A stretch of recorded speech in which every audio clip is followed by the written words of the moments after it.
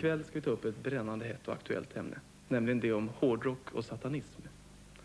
Här är missförstånden många och många känner sig vilseledda i den djungel av skivomslag, bizarra låttitlar och utmanande symboler som finns på scenen hos många hårdrockband. Det är sant, hårdrock är en aggressiv musik, men den skapar inga aggressioner. Däremot lever den ut väldigt många, framförallt under konserterna. Att djävulen har fått en framstående plats i hårdrockens marknadsföring är ganska självklart. Han är mycket tuffare än Gud och ser mycket ballare ut. Dessutom är han dold i ett skimmer av mystik och förbud, och då blir det hela väldigt spännande. Det finns dock få band som tar det här på riktigt allvar, men några är de, och det är ganska skrämmande. Ett av dem är engelska Venom, som proklamerar att de faktiskt är djävulsdyrkare, men så låter de också därefter. Här är det inte tal om musikaliska prestationer i form av vackra gitarrsolon. Nej, de här låter som en hel bunt uppretade motorsågar. Vi ska ta och titta på Venom live, här i låten Witching Hour.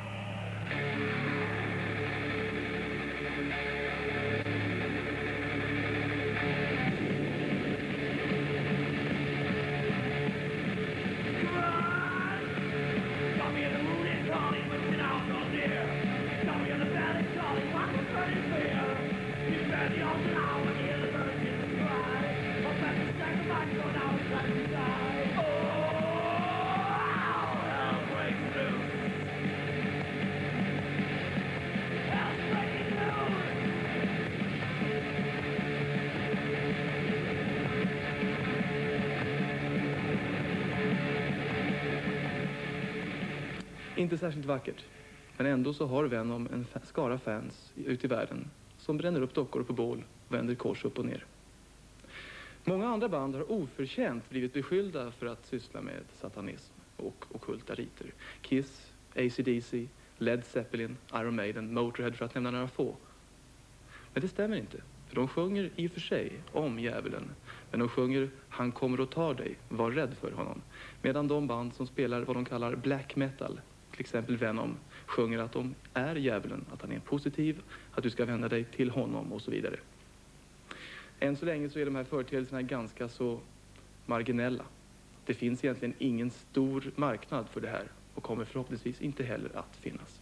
En som torde känna till ganska mycket om det här är Ronnie James Dio, som både i Black Sabbath och Rainbow, som han sjöng i tidigare, och nu i sitt nya band Dio fortfarande sjunger om just det okända. Vi träffade Ronnie James Dio när han var här i Sverige. I'm Ronnie James Dio. I've been in a few bands that you probably heard of before, Rainbow being one of them, Black Sabbath being the one before that, and now a band called Dio, which is my own band.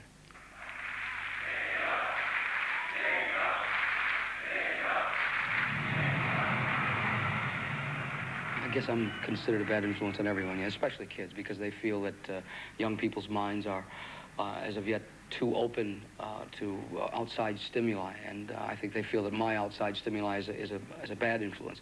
I like to think of myself just as an influence, just someone who can open the mind to another part of life, or perhaps another part of death.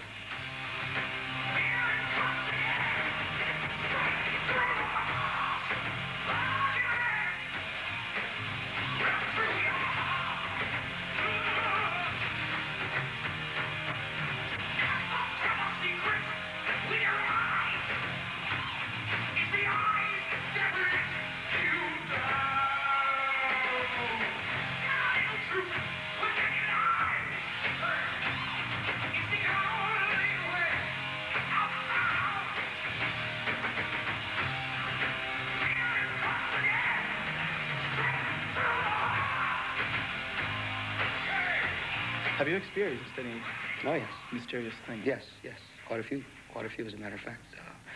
In the band, one of the bands I mentioned before, Rainbow, which I'm sure is very well known in Sweden, Richie Blackmore and I put that band together. Its inception was created by myself and Richie, and we were both very interested in the spiritual side of life.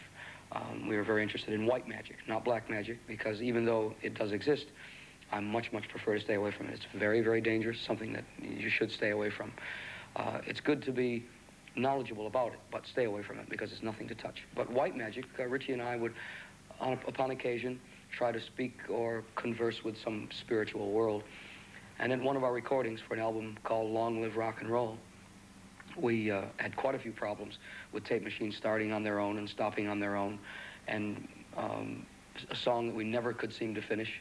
So we decided to have a seance, and we did, and we uncovered someone who said he was Baal. That's spelled B-A-A-L. Baal was one of the earliest devils, the head of a spider, the head of a goat. It has different connotations. And he said that we would never leave alive, and that he would show us little signs, and such as stopping the tape and starting the tape and whatnot, and calling us by name. He was very intelligent, which is extremely unusual for a spirit. The spirit on the lower astral plane usually speaks in very bad grammar, and only says to you, I want you to die, come and die with me. And that's usually because they know nothing other than sadness, and they hate to see you happy, so they want you to die so you can be unhappy with them. Anyway, to make that long story short, we went on and tried to exorcise the spirit from the studio. We contacted a priest who would have nothing at all to do with the place that we were at. It was a very old 14th century chateau that had been lived in by Frederick Chopin and George Sand, his mistress come wife. And we tried to speak to Chopin. We did get a little bit of glimmerings of Chopin, a few notes on the piano here when no one was near it. And bottles breaking and all kinds of strange things happening. We did eventually finish the album, and at the very end of the album, we had a few people push down the stairway with no one within 20 to 30 feet of them, and we decided best to leave it alone. So if one looks at the back of the album called Long Live Rock and Roll by Rainbow, you will see on the list of thank yous and whatnot, at the very end it says, no thanks to Baal. See? Satan. You talk about Satan, it's the end.